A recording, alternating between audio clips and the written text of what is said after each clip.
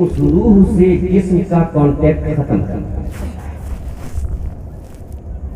ایک چیز بتاؤ، جب تک زندہ ہے، آنکھ دیکھ رہی ہے، ہاتھ ہے کام کر رہے ہیں، کان ہے ہم سن رہے ہیں، زبان ہے ہم بول رہے ہیں، میرے سارے اعضاء کام کر رہے ہیں، لیکن روح یعنی جان کا کانٹیکٹ، جان کا تعلق جسم سے اگر کٹ گیا،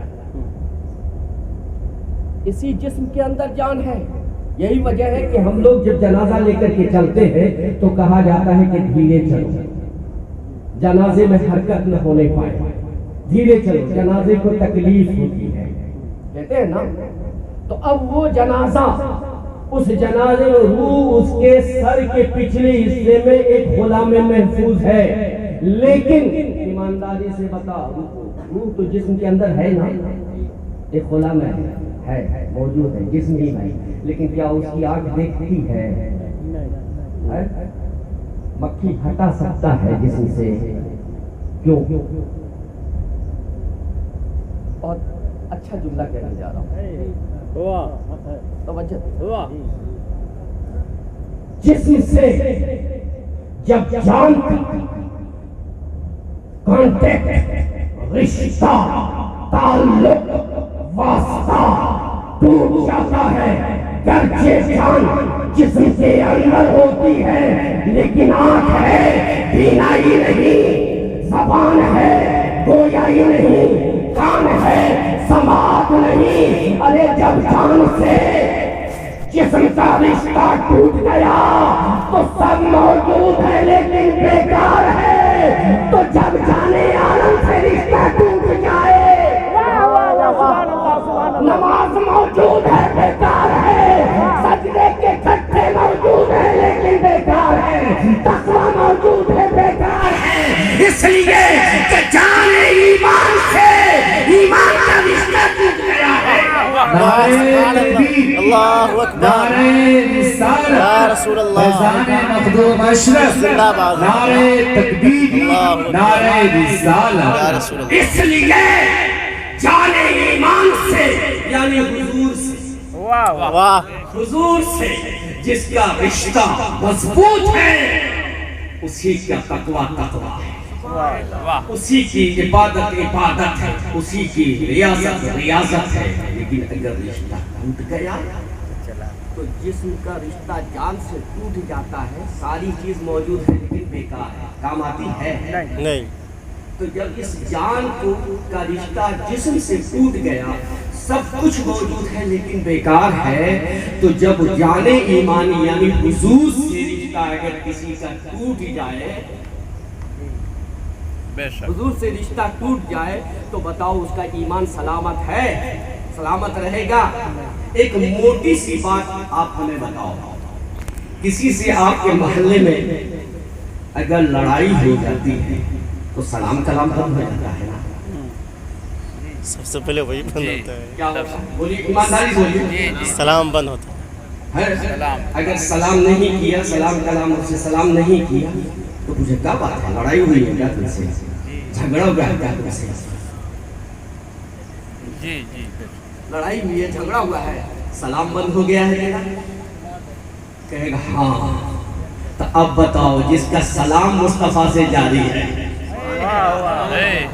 جس کا سلام مصطفیٰ سے جاری ہے، جو صبح بھی پڑھتا، دوپہر بھی پڑھتا، شام بھی پڑھتا ہے، جس کا سلام جاری ہے اس کا کلام بھی جاری ہے، اس کا رشتہ بھی جاری ہے، اور جس کا سلام ٹوٹ گیا، جو سلام نہیں پڑھتا، سمجھ جاؤ اس کا رشتہ بھی ٹوٹ گیا ہے نا؟ تو میرے عزیز، میرے دوست، سب سے بہتر کام یہ ہے کہ حضور سے رشتہ جوڑ لو، موت اچھی آئے گی۔ واہ، بے شک بے شک، کوئی آوے یا نہ آوے لیکن تیرے ایمان کو بچانے کے لیے مصطفیٰ ضرور آئے گا۔ بے شک۔ اور اگر تیرا رشتہ مصطفیٰ سے مضبوط ہے تو یہ کہنے میں کوئی عار نہیں کہ جب تو جائے گا تیری روح کے منتظر مصطفیٰ ہوگا۔ چنانچہ جب امام عشق و محبت مجدد دین و ملت امام احمد رضا محدث بریلوی علیہ رحمت و رضوان کا بریلی میں انتقال. بے شک. تو ایک بزرگ مدینہ میں اور ایک بزرگ کی چھوچھا میں. سبحان اللہ سبحان اللہ. اعلیٰ حضرت اشرفی میاں سرکار کلام کے دادا مجتبیٰ اشرف کے دادا مجتبیٰ میاں کے دادا یہ یہاں ہے وضو کر رہے ہیں. ظہر کا وقت ہے جی. وضو کر رہے ہیں اور وضو کرنے کے بعد سر کا جب مسح کرنے کے لیے اٹھایا سر آپ نے تو چیخ مارا اور چیخ مار کر کھڑے ہو گئے اور کمر پہ ہاتھ رکھا. کہا آج میری کمر ٹوٹ گئی. اللہ اکبر. آج میری کمر ٹوٹ گئی. پیر مصطفیٰ اشرف اس وقت موجود تھے یعنی حضور سرکار کلا کے سسر اور چچا موجود. وہ آگے بڑھے اور آگے بڑھنے کے بعد انہوں نے کہا کہ بابا کیا ہوا؟ تکلیف ہو گئی, موچ پڑ گئی. کہا نہیں آج سنیت کا قلعہ ڈھہ گیا. اللہ.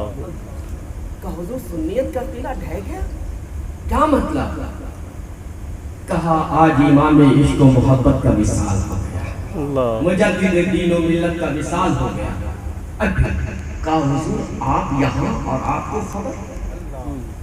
کہا میں وضو جب کر رہا تھا اور سر کا مسح کرنے کے لیے جب میں نے اٹھایا تو میں نے دیکھا کہ حوران بہشت کی جلوہ میں کہ سبحان اللہ حوران بہشت کی جلوہ میں احمد رضا کی روح جا رہے ہیں.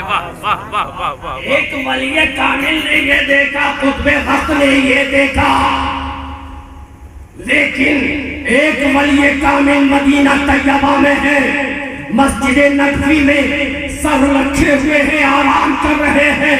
خواب میں دیکھا کہ آقا اپنے خلفاء کے ساتھ ٹہل رہے ہیں. کہا یا رسول اللہ کس کے منتظر ہیں آپ, کس کا انتظار کر رہے ہیں, کس کی آمد ہونے والی ہے, اتنی بے چینی سے انتظار کر رہے ہیں. کہا میرا عاشق آ رہا ہے, سبحان اللہ. آج میرے عاشق کو لایا جا رہا ہے. کہا حضور وہ کون ہے؟ کہا ہندوستان میں بریلی اور بریلی کا احمد رضا آ رہا ہے. واہ واہ. تم مرو تو اس حال میں مرو کہ محبوب تم سے راضی ہو جائے, تم اپنے محبوب کو راضی کرو. سبحان اللہ سبحان اللہ. محبوب تیرا راضی ہو جائے, خوش ہو جائے, راضی ہو جائے. تیرا منتظر رہے. موت آئے تو درے پاک نبی پہ سید, ورنہ تھوڑی سی زمین ہو شہ سمنا کے کر. واہ واہ. اب بتاؤ اس ایک چیز بتاؤ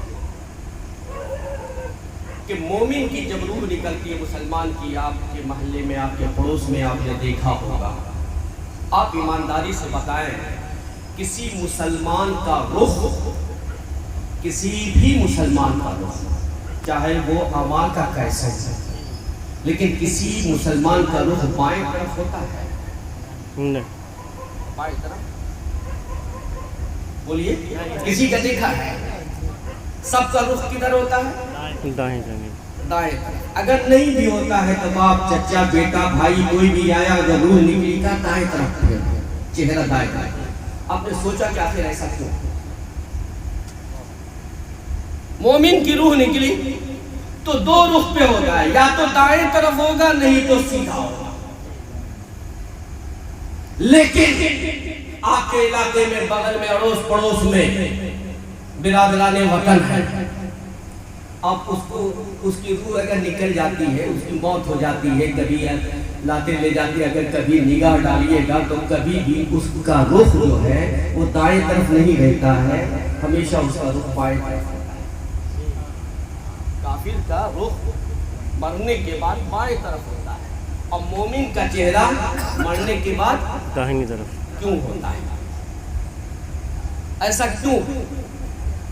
تو بزرگان دین ارشاد فرماتے ہیں اس میں بڑی مصلحت ہوتی ہے اور خدا کی رحمت ساتھ ہوتی ہے کہ جب اس مومن کو دفنایا جاتا ہے, قبر میں ڈالا جاتا ہے, اور جب نکیرین آتے ہیں, نکیرین جانتے ہیں اس کو کہتے ہیں جی جی, نکیرین جو سوال و جواب کرتا ہے, ما ربک ما دینک ما تقول فی شان ھذا, یہ تین سوال ہے قبر میں. یہ 3 سوال کرنے کے لیے جب نکیرین آتے ہیں تو کس حال میں آتے ہیں؟ جی ہاں، بڑے بڑے ناخن ہوتے ہیں، بڑی بڑی آنکھ ہوتی ہے، دانت نکلے ہوتے ہیں، وحشتناک چہرہ ہوتا ہے، لیکن آتے ہیں تو کدھر سے آتے ہیں؟ جی کدھر سے آتے ہیں؟ بائیں طرف سے، بائیں طرف سے۔ مومن کا رخ کدھر ہے؟ داہنی طرف، دائیں طرف، وہ دیکھ رہا ہے کدھر؟ دائیں طرف۔ بائیں طرف سے کون آ رہا ہے؟ نکیرین، وحشت زدہ چہرہ لے کے، خوفناک چہرہ لے کر کے وہ زمین کو پھاڑتا ہوا، دیوار کو چیرتا ہوا باہر آیا۔ بتاؤ اس کا چہرہ دیکھا اس نے؟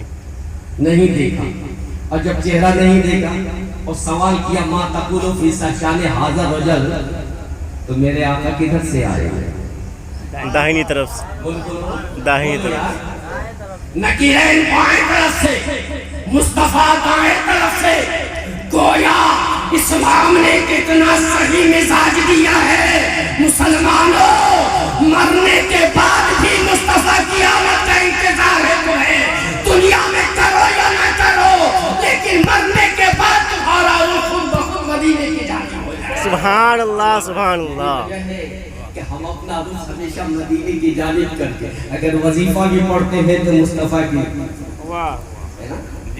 اس لیے کہ حضور آئے، اور جب حضور آتے ہیں پچھم سے، ہے نا، پچھم سے دائیں طرف سے حضور تشریف لاتے ہیں، حضور پہ نظر پڑی سارا بیڑا پار۔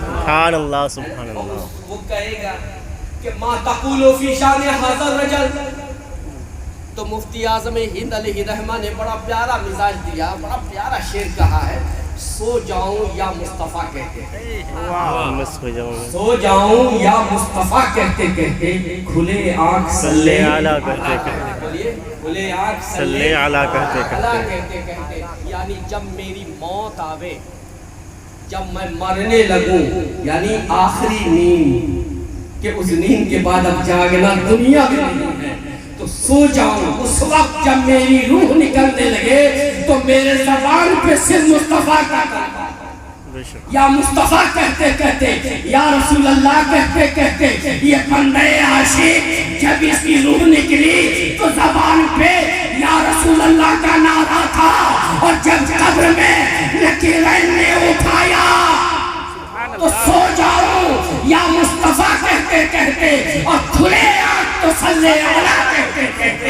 یعنی کھلے آنکھ کا مطلب یہ کہ جب مصطفیٰ کو دکھایا جائے، جب مصطفیٰ کی زیارت ہو، تو اس وقت بتاؤ نکیرین کو جواب دو گے یا سلام کرو گے؟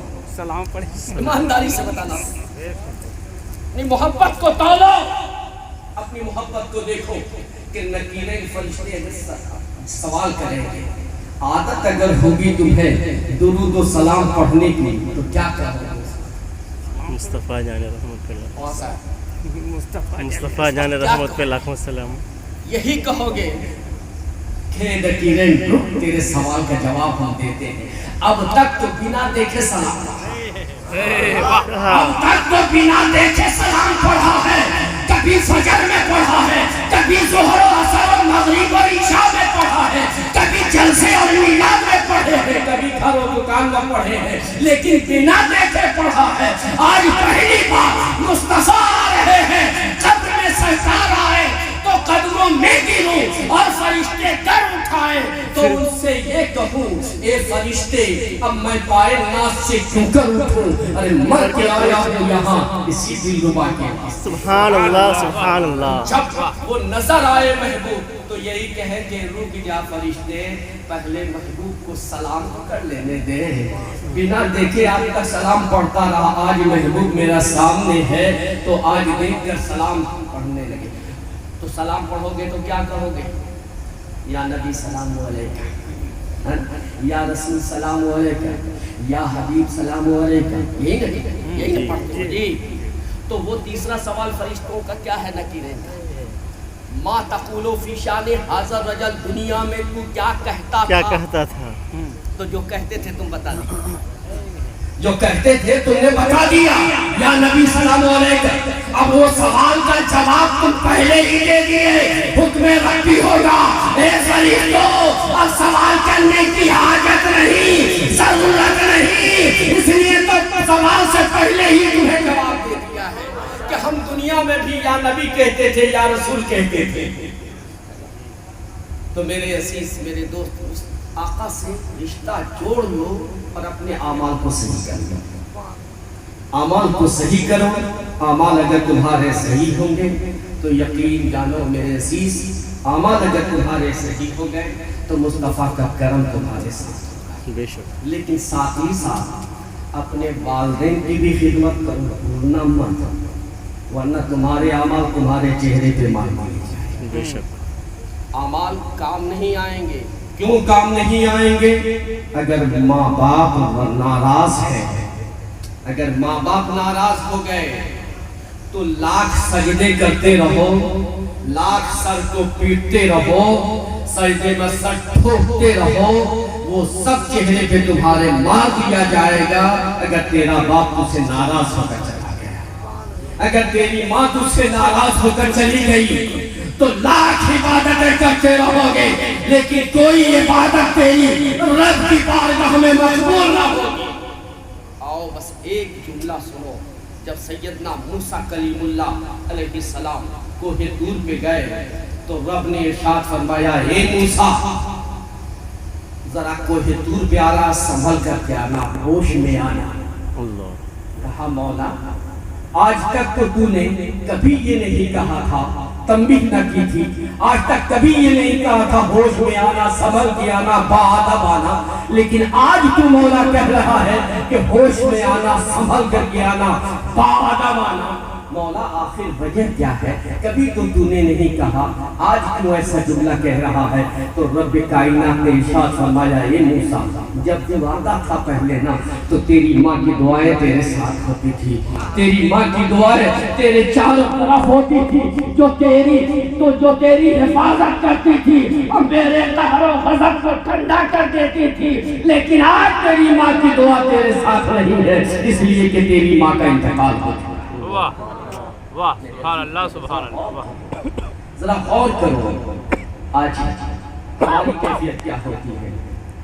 آج بہت زیادہ خوش ہوئے وہ باپ جس نے پوری پراپرٹی عرصے، وہ باپ جس نے ہمیں جینا سکھایا، وہ باپ جس نے ہمیں زندگی گزارنے کا صحیح طریقہ دیا، وہ باپ جس نے ہمیں چلنا سکھایا، وہ باپ جس نے ہمیں انسان میں پہچان دی، ہمیں اپنا نام دیا، ہمیں اپنی پہچان دی، اور ہمارے انتظام کے لیے، ہمارے آرام کے لیے ساری چیز تیار کر کے ہمارے آرام کا انتظام کیا۔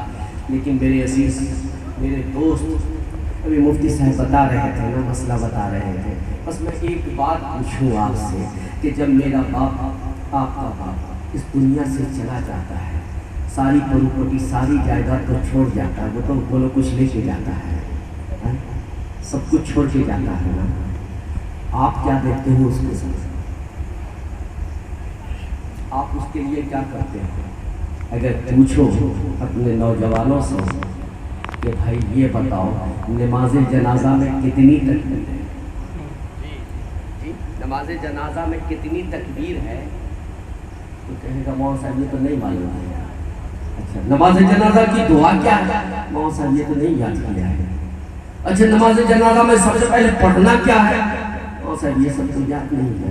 ارے بے وقوف، یہ سب یاد نہیں، زمین کتنی ہے یہ یاد ہے، بینک بیلنس کتنا ہے یہ یاد ہے تجھ کو، باپ کا حصہ لینے کے لیے تجھے یاد ہے کہ ہم باپ کا حصہ لیں گے، لیکن اتنی بھی توفیق تیرے کو نہیں ملی کہ جب آخری دعا کی جا رہی ہو تو اس میں کھڑا ہو کر اپنے باپ کے لیے دعائیں مغفرت کرے، دعائیں نجات کرے، اپنے باپ کے لیے جنت کی رب سے دعا کرے۔ کہ پراپرٹی لینے کے لیے سب سے آگے کتنا بیگھہ زمین ہے ہمیں چاہیے، کتنا بینک بیلنس ہے ہمیں چاہیے، کتنے زیورات رکھے ہیں باپ نے بنا کر کے، کتنے پیسے جمع کیے ہیں، کتنی پراپرٹی جمع کی ہے، یہ سب ہمیں معلوم ہوتا ہے، لیکن جب 4 نتیجہ اور 40واں ہوتا ہے تو ہم بتائے ایمانداری سے بتائے کہ کیا کوئی بیٹا قرآن لے کر کے بیٹھ کر کے صبح سے تلاوت کرتا ہے؟ بولو نہیں نہیں کرتا ہے، اسے فرصت نہیں ہے۔ باپ کا جنازہ دفن کیا، وہاں دفن ہوا، باپ واپس آیا، اب پراپرٹی کی فکر ہے، پراپرٹی اور جائیداد کی فکر رہتی ہے، لیکن یہ فکر نہیں رہتی کہ جس باپ نے یہ پراپرٹی عرضی ہے، جس باپ نے یہ پراپرٹی جمع کیا ہے، محنت و مشقت کی ہے میرے باپ نے، اور یہ سب جمع کر کے میرے آرام کے لیے چھوڑ گیا ہے، اس باپ کے لیے ہم رسالے ثواب کے لیے بے شک رسم نبھانے کے لیے ہم 40واں کر دیتے ہیں، رسم نبھانے کے لیے ہم تیجا کر دیتے ہیں میرے دوست، میرے عزیز۔ لیکن کیا ہم کچھ پڑھ کر کے خود سے ان کو ایصال کرتے ہیں؟ بولو ایمانداری سے، کچھ پڑھ کر کے ان کے نام سے بخشتے ہیں؟ جبکہ ہمارے بزرگوں نے کہا ہے کہ جو 1.25 لاکھ جس مرحوم کے نام سے کلمہ طیبہ 1.25 لاکھ پڑھ کر کے ایصال کر دیتا ہے، اس کلمہ طیبہ کے صدقے میں رب اس کی تمام خطاؤں کو بخش دیتا ہے، گرچہ سمندر کے چھاتی۔ اللہ سبحان اللہ۔ حضرت بایزید بستامی ارشاد فرماتے ہیں کہ میں نے یہ روایت سنی، میں نے یہ قول سنا، لیکن کبھی کسی پہ آزمایا نہیں۔ بایزید بستامی کہتے ہیں، لیکن ایک جگہ دسترخوان پہ میں بیٹھا تھا، میرے سامنے ایک کمسین بچہ تھا جو صاحب نظر تھا، یعنی صاحب نظر مانا زاد غنی تھا، کشف کی قوت تھی اس کے اندر۔ تو اس نے جب کھانا شروع ہوا، کھانا لگا، تو اسے اپنی ماں یاد آ گئی، اسے اپنی ماں یاد آ گئی کہ میری ماں میرے لیے کس محنت سے پکاتی تھی، اور میری ماں مجھے کیسے لقمہ کھلاتی تھی۔ خود بھوکی رہتی تھی، پہلے مجھے کھلاتی تھی، میرا پیٹ جب پھٹ جاتا تھا، جب میں چہرہ پھیر لیتا تھا تو اپنے حصے کا بھی زبردستی کھلاتی تھی، نہیں بیٹا کھا لے، زبردستی کر کے کھلاتی تھی۔ یہ بات اس بچے کو یاد آئی، ماں کا انتقال ہو چکا تھا، رونے لگا، آنکھوں میں آنسو آ گئے، ماں کی یاد آئی، تڑپ گئے۔ کشف کا عالم، کشف کا احتیاط تھا، انہیں علم حاصل تھا، انہوں نے کشف کیا کہ میری ماں کس حال میں، قبر میں کس حال میں۔ اب جو دیکھا کشف سے اپنی ماں کو قبر میں، تو بڑا بے چین ہو گیا، پریشان ہو گیا، اور پریشان ہونے کے بعد کھانا اس نے روک دیا اور زار و قطار ہو گیا۔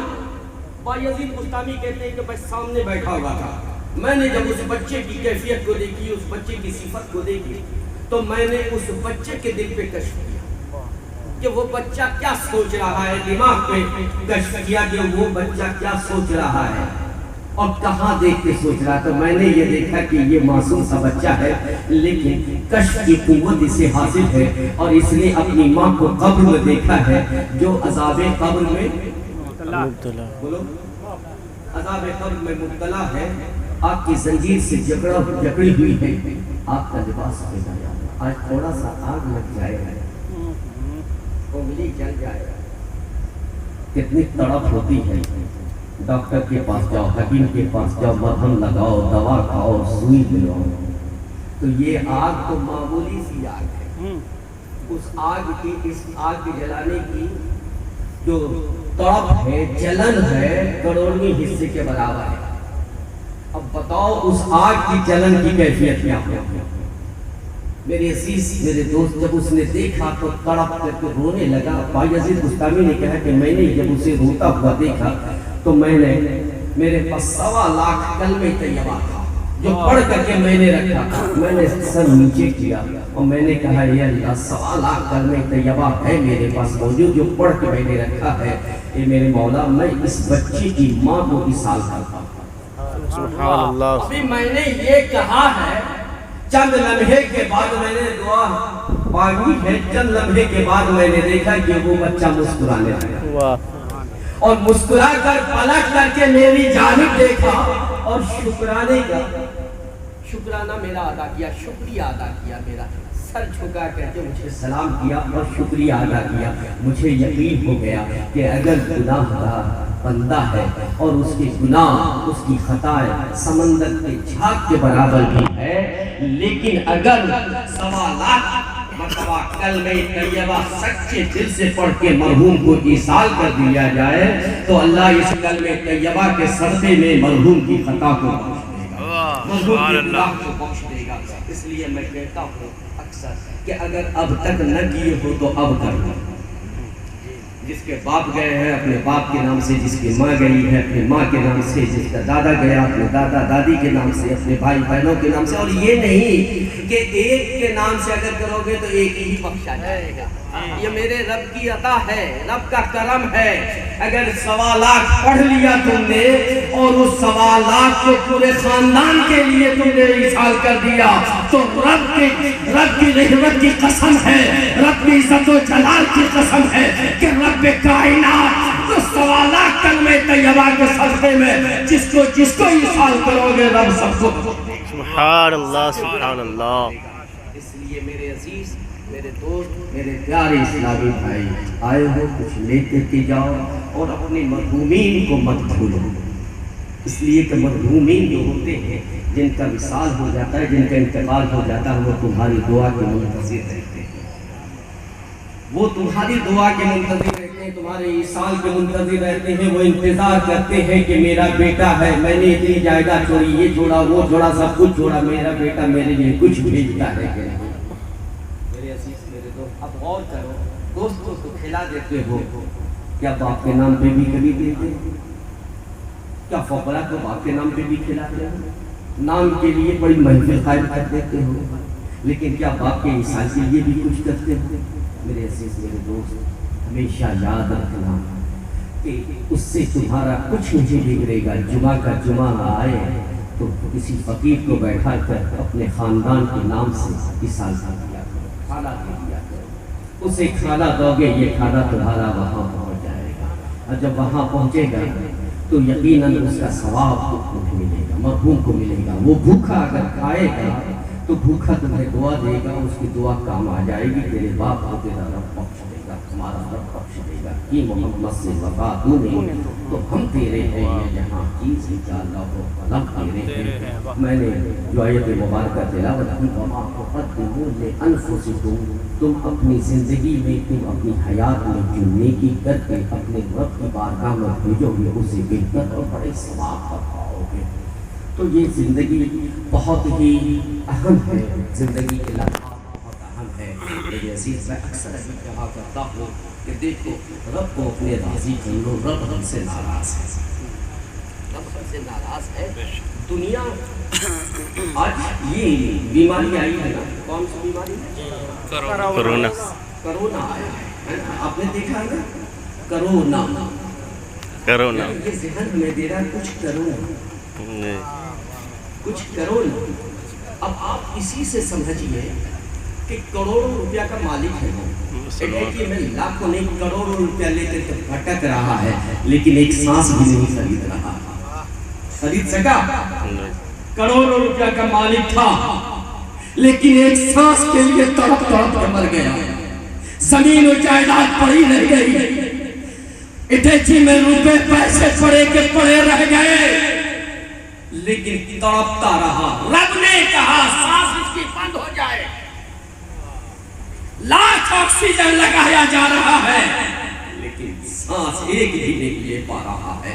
تو رب کو اپنے راضی کر، رب اگر راضی ہو گیا تو رب اگر راضی ہو جائے تو دیکھو کہاں کہاں رب سانس دیتا ہے اور کہاں کہاں زندگی دیتا ہے۔ واہ واہ، رب ناراض ہو تو اس دنیا میں کھلی جگہ پہ آکسیجن موجود ہے، لیکن سانس لینے کی صلاحیت و قوت ختم کر دے رب تو ایک سانس بھی نہیں لے سکتے ہو۔ لیکن رب اگر چاہے تو کہاں کہاں سانس دے دے اور زندگی دے دے۔ اب غور کرو، انڈا دیکھا ہے؟ انڈا دیکھا ہے نا؟ جی جی، مرغی جب سیوتی ہے نا، انڈے میں کوئی سوراخ ہے؟ کوئی روشن دان بتاؤ؟ نہیں، کوئی روشن دان ہے؟ نہ کوئی سوراخ ہے، نہ کوئی روشن دان ہے، باہر سے کوئی لنک نہیں ہے، لیکن جیسے ہی مرغی چونچ مارتی ہے اس سے بچہ زندہ نکلتا ہے کہ نہیں؟ بولو. تو اس انڈے کے اندر رب اسے سانس دے رہا کہ نہیں؟ زندگی دیا نا. تو رب اگر چاہے تو اس بغیر روشن دان یعنی انڈے کے اندر بھی زندگی عطا کر سکتا ہے. اور رب اگر زندگی چھین لے تو کروڑوں روپیہ پڑا رہتا ہے ایک سانس کی. اس لیے اپنے رب کو راضی کریں. یہ بیماری آ کر کے ہمیں ہدایت دے رہی ہے, تنبیہ کر رہی ہے کہ رب ناراض ہے, اپنے رب کو منا لو. رب ناراض ہے, اپنے رب کو منا لو, اپنے مولا کو منا لو. یہ دوائیں سب اگر رب نہ چاہے تو شفا نہیں ملتی. دوا شفا دیتا ہے یا رب شفا دیتا ہے؟ رب شفا دیتا ہے. بولیے. رب رب نہ شفا دیتا ہے. اچھا کون کرتا ہے؟ رب کرتا ہے. اللہ نہ اچھا کرتا ہے. ورنہ اگر اللہ نہ چاہے تو دوا پہ دوا کھاتے رہو, آکسیجن پہ آکسیجن لیتے رہو, یہیں سے نسواں بند ہو جائے تو کیسے بھی بولو. نس کھلا ہوا ہے, پانی موجود ہے, زندگی بھر پانی پیتے رہے, لیکن حلق بند ہو گیا تو بتاؤ پانی اندر جاتا ہے؟ بولیے. نہیں جاتا ہے. حلق بند ہو گیا تو پانی منہ میں ڈھلک گیا. لاکھ ڈالتے رہو پانی اندر جائے گا ہی نہیں. کیوں؟ اس لیے کہ اس کے نصیب کا ہر قطرہ بند پڑا. تو میرے عزیز میرے دوست, اللہ کو راضی, اللہ کو راضی کرو. اپنے آپ کو پہچانو تم کیا ہو, تم مسلمان ہو, مسلم ایمان ہو. ایمان کو مکمل کرو. صرف زبان سے مسلمان نہ کہلاؤ بلکہ اپنے آپ کو سچا پکا مسلمان بناؤ. اپنے اسلاف کے طریقے کو اپناؤ, اپنے بزرگوں کے طریقے کو اپناؤ, اپنے اعمال کو درست کرو, پڑوسیوں کے حقوق کو ادا کرو, بچوں سے شفقت کرو, بڑوں کا ادب کرو, ماں باپ کی خدمت کرو, ماں باپ سے دعائیں لو, ماں سے دعا لو, باپ کے بد دعا سے ڈرو. میرے آقا نے ارشاد فرمایا جس طرح سے ماں کی دعا قبول ہوتی ہے اسی طرح سے باپ کی بد دعا بھی قبول ہوتی ہے. ایسا نہیں کہ صرف ماں سے دعا لوگے اور سمجھو گے کہ ماں سے دعا لے کر کے ماں کے قدم تلے کیا ہے؟ جنت. بولیے. ماں کے قدم کے نیچے کیا ہے؟ جنت. جنت ہے. تو جنت میں جاؤ گے کیسے؟ دروازے سے. دروازے سے. دروازہ کون ہے؟ باپ. جنت کا دروازہ باپ. بولیے. مولانا آواز سے بولو یار, ڈر رہے ہو کیا؟ باپ. ابا کچھ نہیں کہیں گے, ڈر جاؤ گے تو ماریں گے. جنت کا دروازہ باپ ہے اور جنت ماں ہے, یعنی باپ کی رضا جنت کا دروازہ اور ماں کی رضا ماں کی خوشنودی جنت. تو ماں کو اگر راضی کر لیا لیکن باپ کو ناراض کر لیا تو جاؤ گے کیسے؟